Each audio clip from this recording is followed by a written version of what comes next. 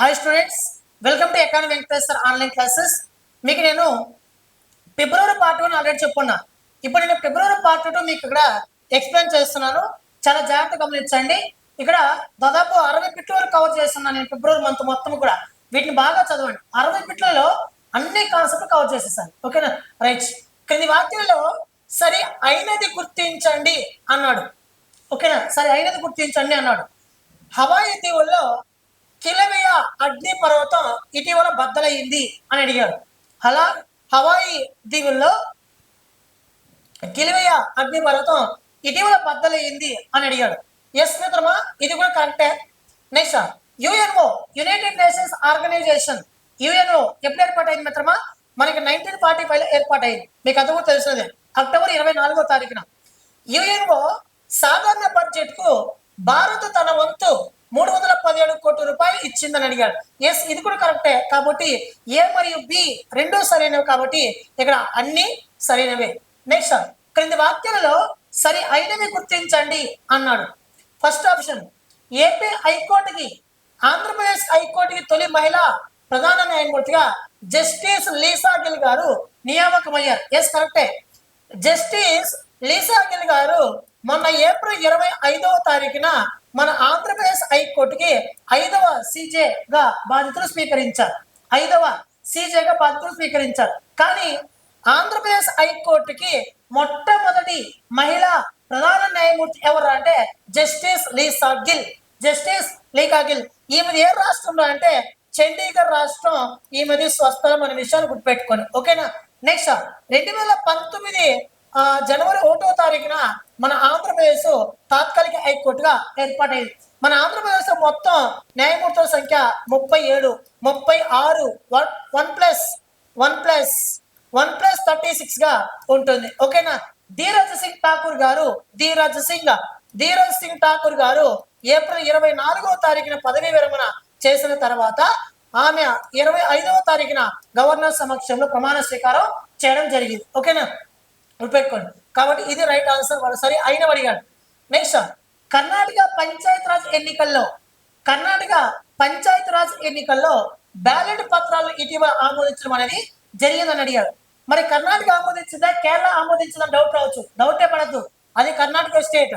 మనకి ఈవీఎంలు వాడుతున్నారు కదా, ఎలక్ట్రానిక్ ఓటింగ్ మిషన్. ఇది కాదు, ఇంకా సారీ, అక్కడ ఆ స్టేట్ లో పంచాయతీ ఎన్నికల్లో బ్యాలెట్ పత్రాలు ఉపయోగించాలని చెప్పి ఆ స్టేట్ ఎలక్షన్ కమిషన్ ఆమోదించింది.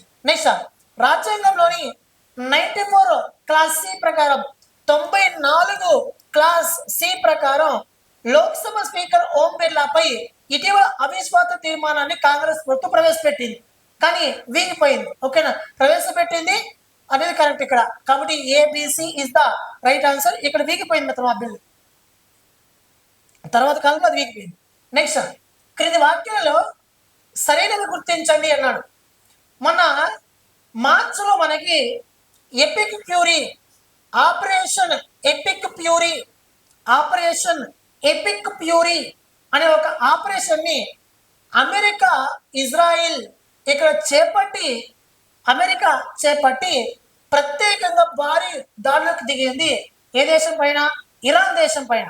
నెక్స్ట్, ఈ వైమానిక దాడుల్లో Iran supreme leader అయాతుల్లా Ali Khamenei గారు ఇటీవల మరణించారు. ఎస్, ఇది కరెక్ట్, ఇది కరెక్టే.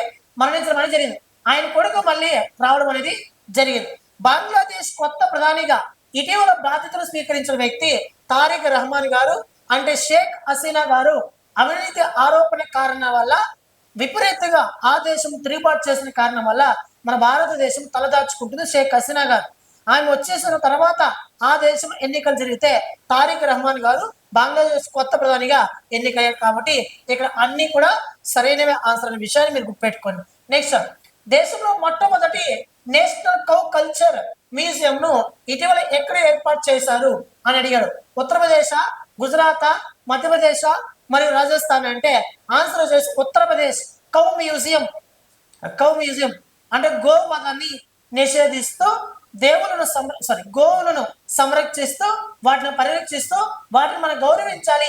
అది కూడా మనలాగా మన వన్యప్రాణుల లాగానే జీవి, కాబట్టి దానిని సంరక్షించాలని చెప్పి దాని ప్రత్యేకమైన మ్యూజియాన్ని ఇటీవల ఏర్పాటు చేశారు ఉత్తరప్రదేశ్ రాష్ట్రంలో. నెక్స్ట్, అదేవిధంగా ఫిబ్రవరి 16న చెన్నైలోని కట్టుపల్లిలోని ఎల్ఎన్టి లార్సన్ అండ్ టోర్బో వద్ద తొలి స్వదేశీ ఇండియాస్ ఫస్ట్ తొలి స్వదేశీ క్యాడెట్ శిక్షణా నౌక జనరల్ అనిల్ చౌహాన్ ప్రారంభించారు. ఈ నౌక పేరు ఏమిటి అని అడిగారు.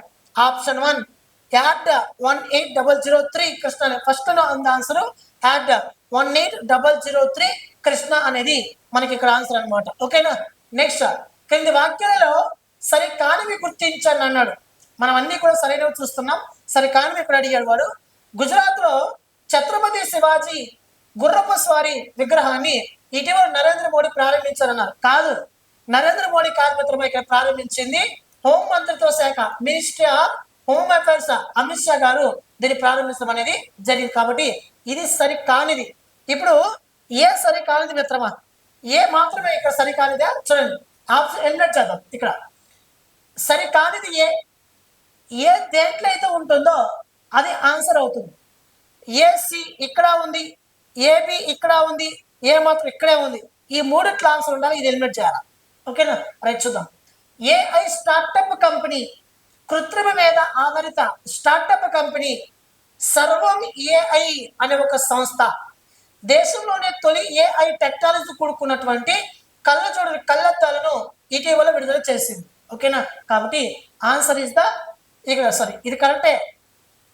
నెక్స్ట్, అమెరికా నేతృత్వంలో ఏర్పడిన వ్యూహాత్మక ప్యాక్స్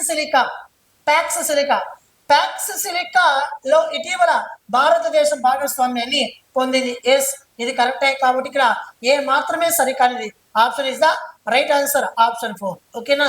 నెక్స్ట్, క్రింది వాక్యాలలో సరి అయినవి గుర్తించండి అన్నాడు. సరి అయినవి గుర్తించండి అన్నాడు. అంటార్కిటికాలో ఉన్నటువంటి ఒక వ్యక్తికి మొట్టమొదటిసారిగా రిమోట్ ఆధారంగా అల్ట్రాసౌండ్ స్కానింగ్ ని ఇటీవల ఐఐటి ఢిల్లీ నిర్వహించింది అని అడిగాడు. కాదు మిత్రమా, అంటార్కిటికాలో ఉన్నటువంటి ఒక వ్యక్తికి రిమోట్ ద్వారా ఐఐటి ఢిల్లీ కాదు, మనకి Delhi AIIMS all India institute of medical sciences AIIMS. ఓకేనా. ఈ ఢిల్లీ ఎయిమ్స్ మనకి మన భారతదేశంలో ఢిల్లీ నుండి అంటార్కిటికా అంటే దాదాపు 12,000 కిలోమీటర్ల దూరంలో ఉన్నటువంటి ఒక వ్యక్తి అల్ట్రాసౌండ్ స్కానింగ్ ని మన ఐఐటి ఎయిమ్స్ విజయవంతంగా నిర్వహించింది. కాబట్టి సరే అయిన వాడి కాబట్టి వాడిది సరి కానిది. దేశంలోని తొలి హైడ్రోజన్ వ్యవసాయ ఆధారిత drone unmanned air vehicle drone wow go green అనే ఒక సంస్థ ఇటీవల అభివృద్ధి చేస్తున్నాను. ఎస్, కరెక్టే, ఇది కరెక్టే. ఓకేనా. నెక్స్ట్, మహారాష్ట్రలో ఉద్యోగ అవకాశాల్లో ముస్లింలకు 5% రిజర్వేషన్ ని ఇటీవల రద్దు చేసింది మహారాష్ట్ర. ఎస్, ఇది కరెక్టే. కాబట్టి BC is the right answer. ఓకేనా. ఇక్కడ ఉంది బీసీ. ఓకేనా. నెక్స్ట్ మిత్రమా, ఏ బ్యాంకు భారతదేశపు మొట్టమొదటి regional rural banks co branded RuPay credit కార్డును ఇటీవల ప్రారంభించిందని అడిగాడు. మణిపూర్ గ్రామీణ బ్యాంకా, త్రిపుర గ్రామీణ బ్యాంకా, కర్ణాటక గ్రామీణ బ్యాంకా, అదేవిధంగా ఆంధ్రప్రదేశ్ గ్రామీణ బ్యాంక్ అంటే ఆన్సర్ వచ్చేసి త్రిపుర గ్రామీణ బ్యాంక్. ఓకేనా. కాబట్టి option 2 is the right answer.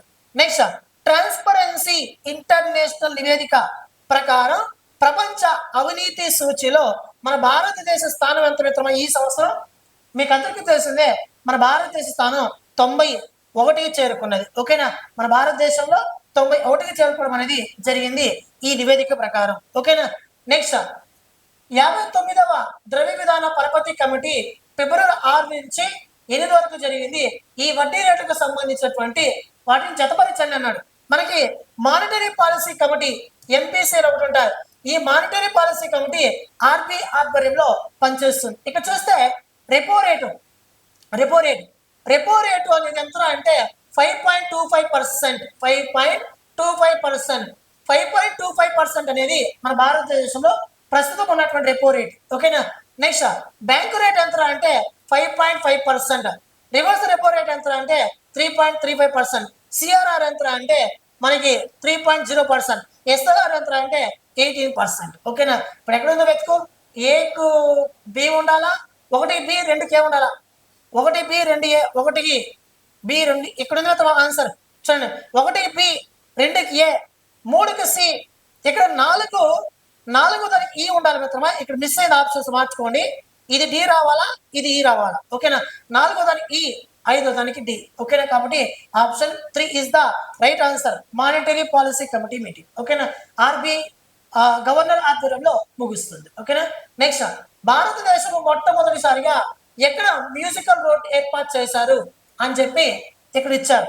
పూణేనా, బెంగళూరా, ముంబైయా, లేకపోతే ఢిల్లీనా అంటే మహారాష్ట్ర రాష్ట్రంలో ముంబై అనే ఒక ప్రాంతంలో భారతదేశంలో మొట్టమొదటిసారిగా మ్యూజికల్ రోడ్ను ఏర్పాటు చేశారు, ఓకేనా. నెక్స్ట్, ప్రధాని నరేంద్ర మోడీ 3030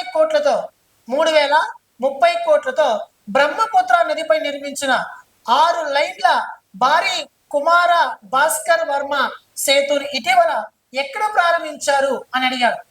సిక్కింలోనా, అరుణాచల్ ప్రదేశ్ రాష్ట్రంలోనా, అస్సాంలోనా, పశ్చిమ బెంగాల్లోనా అని అడిగాడు. ఆన్సర్ వచ్చేసి అస్సాం మిత్రమా. అస్సాంలోని మనకి రీసెంట్గా భారతదేశ ప్రధానమంత్రి నరేంద్ర మోడీ గారు ఎమర్జింగ్ ల్యాండింగ్ ఫెసిలిటీని కూడా ప్రారంభించారు. దాన్ని ప్రారంభించిన తర్వాత వెళ్ళి దీని బ్రహ్మపుత్ర నదిపై నిర్మించినటువంటి ఈ 6 లైన్ల భారీ కుమారవర్మ సేతును ప్రారంభించడం అనేది జరిగింది. నెక్స్ట్, 2026 ఆస్ట్రేలియన్ ఓపెన్ సంబంధించి సరే 5వి గుర్తించండి అన్నాడు. మహిళల సింగిల్స్ విజేత ఇక చూడండి. టెన్నిస్ అనేది ప్రపంచవ్యాప్తంగా సంవత్సరానికి 4 విడతలు జరుగుతుంది మిత్రమా. సంవత్సరానికి 4 విడతలు జరుగుతుంది. ఒకటి ఆస్ట్రేలియన్ ఓపెన్, జనవరి మాసం అప్పుడు జరుగుతుంది ఆస్ట్రేలియన్ ఓపెన్. రెండవ వచ్చేసి ఫ్రెంచ్ ఓపెన్. మూడవది వచ్చేసి వింబుల్డన్. నాలుగవది వచ్చేసి యుఎస్ ఓపెన్. ఈ 4 తపాలుగా జరిగేటటువంటి టెన్నిస్ లో men's singles, women's singles, men's doubles, women's doubles ఇలా ఉంటారు, ఓకేనా. మరి ఈ సంవత్సరం చూస్తే మహిళల సింగిల్స్ విజేత 2026 జనవరి మాసం జరిగినటువంటి ఆస్ట్రేలియన్ ఓపెన్ లో మహిళల సింగిల్స్ అంటే ఇటుపక్క ఒక ఉమెన్, అటుపక్క ఒక ఉమెన్, మెన్స్ సింగిల్స్ వీళ్ళిద్దరు ఎవరో విజేత అవుతారు. మెన్స్ డబుల్స్ అంటే ఏంటంటే అటుపక్క 2 అబ్బాయిలు, ఇటుపక్క 2 అబ్బాయిలు అంటే డబుల్స్ అంటే అటుపక్క 2, ఇటుపక్క 2. అది ఉమెన్స్ అని కావచ్చు, మెన్స్ అని కావచ్చు, ఓకేనా. మహిళల సింగిల్స్ విజేత ఎలెనా రైబాకినా, ఓకేనా. ఓకేనా. కాబట్టి A is the correct right answer. పురుషుల singles winner Carlos Alcaraz. Yes, ఇది కూడా కరెక్టే. కాబట్టి ఏ మరియు బి అనేది ఇక్కడ ఆన్సర్ అవుతుంది. సరైనది జరిగాయి కదా. కాబట్టి option 1 is the right answer, ఓకేనా. Next, PM Rahat scheme. ఈ పిఎం రాహత్ స్కీమ్ అనేది భారతదేశ ప్రధానమంత్రి నరేంద్ర మోడీ ప్రారంభించారు.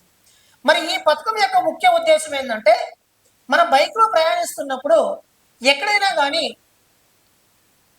మన ముందు వెళ్తున్న వ్యక్తి యాక్సిడెంట్ అయి పడిపోతే మనం అతను ఇమ్మీడియట్గా పోయి పైకి లేపం. ఎందుకు లేపమంటే మనం కొన్ని సందర్భాల్లో ఆ కుటుంబీకులు మనపై కేసు పెడుతుంటారు. ఉదాహరణకి మనం ఏదైనా ఒక బైక్లో వెళ్తూ ఉంటే ముందర ఒక వ్యక్తి పడిపోగానే మనం ఇమ్మీడియట్లీ బండి ఆపి అతను హాస్పిటల్కి మనం తీసుకెళ్తే ఏమవుతుందంటే చంపేసింది వీళ్ళలోనేమో, గుద్దేసింది వీళ్ళలోనేమో, వీళ్ళపైకేమో మన ఓటు గుద్దేస్తుందని చెప్పి కుటుంబీకులు ఆ వ్యక్తి పైన కేసులు నమోదు చేస్తున్నారు.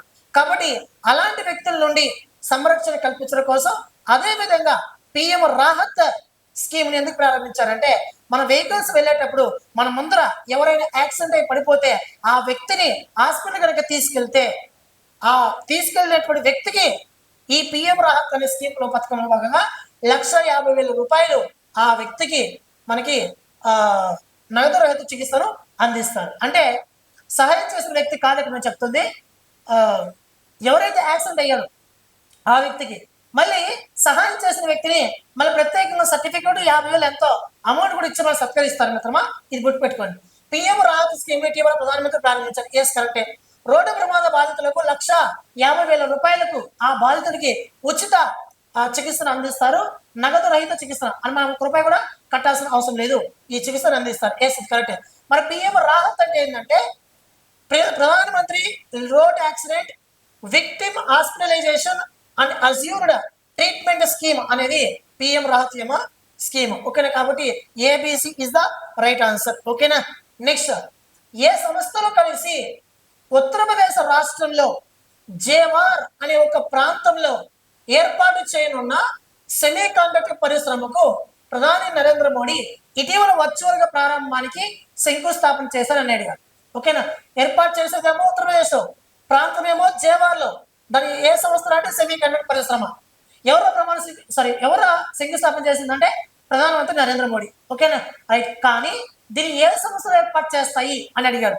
చూడండి, భారత్ ఎలక్ట్రానిక్స్ లిమిటెడ్ మరియు ఫాక్స్కాన్, మైక్రోసాఫ్ట్ అండ్ ఎల్ఐటీనా, Google and IBM, HCL and Foxconn అంటే ఆన్సర్ వచ్చేసి హెచ్సిఎల్ అండ్ ఫాక్స్కాన్. ఈ రెండు కూడా సంయుక్తంగా ఈ పరిశ్రమ నిర్మాణాన్ని చేపట్టబోతున్నాయి. ఓకేనా, నెక్స్ట్ ఆంధ్రప్రదేశ్ స్థానిక సంస్థ ఎన్నికల్లో బీసీ రిజర్వేషన్ ఖరారుకు ఎవరి అధ్యక్షతన కమిషన్ నియమించిందని అడిగాడు. ఓకేనా, ఆన్సర్ వచ్చేసి రంజన్ ప్రకాష్ దేశాయ, బిఆర్ గవాయ, లేకపోతే రాజీవ్ రంజన్ మిశ్రానా, రంగనాథ్ మిశ్రా కమిషన్ అంటే ఆన్సర్ వచ్చేసి రాజీవ్ రంజన్ మిశ్రా కమిషన్. రాజీవ్ రంజన్ మిశ్రా కమిషన్. ఓకేనా, గుర్తుపెట్టుకోండి. మోస్ట్ ఇంపార్టెంట్, మన ఆంధ్రప్రదేశ్ రాష్ట్రంలో బీసీ రిజర్వేషన్ ను పంచాయతీ ఎన్నికల్లో, స్థానిక సంస్థ ఎన్నికల్లో బీసీ రిజర్వేషన్ కల్పించడం కోసం ప్రత్యేకంగా ఏర్పాటు చేసిన కమిషన్ ఏంటంటే మనకి రాజీవ్ రంజన్ మిశ్రా కమిషన్. ఇదే రాజీవ్ రంజన్ మిశ్రా కమిషన్ ని మన ఆంధ్రప్రదేశ్ రాష్ట్రంలో ఎస్సీ వర్గీకరణ కొరకు మన ఏపీ స్టేట్ ఏర్పాటు చేసింది. ఓకేనా, ఆ ఏపీ స్టేట్ ఏర్పాటు చేసిన ఈ రంజన్ మిశ్రా కమిషన్ కోరిక మేరకే ఎస్సీ వాళ్ళకి 3 గ్రూపుల వారికి 10% రిజర్వేషన్ ని కల్పించడం అనేది జరిగింది. ఓకేనా, నెక్స్ట్ ఆంధ్రప్రదేశ్ కు సంబంధించి సరైన వాటిని గుర్తించారు అన్నాడు. ఏపీలోని గ్రామ వార్డు సచివాలయాలను స్వర్ణ గ్రామం స్వచ్ఛ గ్రామం స్వచ్ఛ వార్డులుగా ఇటీవల మార్చింది. ఎస్, కరెక్టే. Option A is the right answer. Next రాజధాని నిర్మాణానికి ప్రపంచ బ్యాంకు, ఆసియా అభివృద్ధి బ్యాంక్ మన ఆంధ్రప్రదేశ్ రాష్ట్రంలో అమరావతి నిర్మాణానికి 2 అంతర్జాతీయ సంస్థలు సహకారం అందిస్తున్నాయి మాత్రమా. ఒకటి వెస్ట్ బెంగాల్, రెండవ ఏషియన్ డెవలప్మెంట్ బ్యాంక్. ఈ 2 గుర్తుపెట్టుకోండి. ఓకేనా, అభివృద్ధి బ్యాంకు 13,500 కోట్ల రూపాయలతో రుణం అనేది అందిస్తూ ఉన్నారు, కాబట్టి ఇది కూడా కరెక్టే.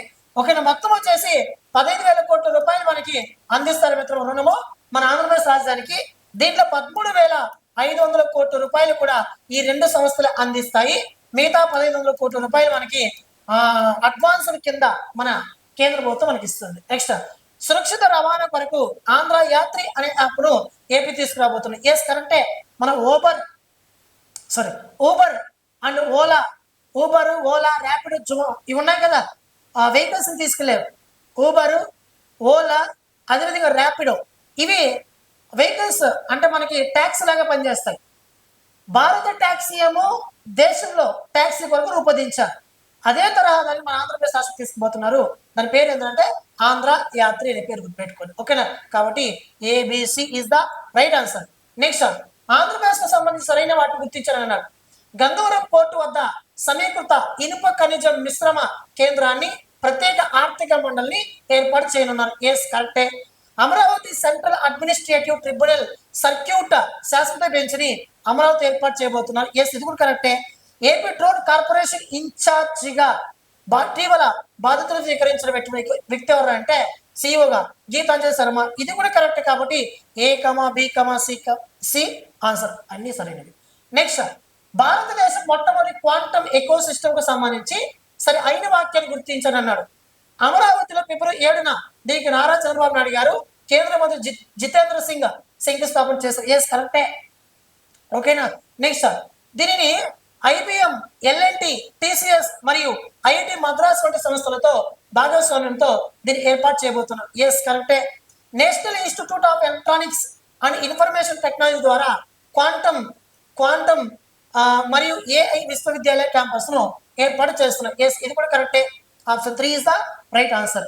Next A comma B comma C answer. Next ప్రపంచంలోనే తొలి deep sea marine microbe repository అనే దానిని ఏర్పాటు చేయబోతున్నారు. ఎక్కడ అంటే చూడండి, ఇక్కడ డీప్ సీ అంటే సముద్రం లోపల, సముద్రం లోపల ఉన్నటువంటి అతి సూక్ష్మమైన కణాలను పసిగట్టడం కోసం deep sea marine microbe repository అనే ఒక దానిని national Institute of ocean technology NIOT ఎక్కరా ఏర్పాటు చేయబోతుంది అంటే మన ఏపీలో ఏర్పాటు చేయబోతుంది.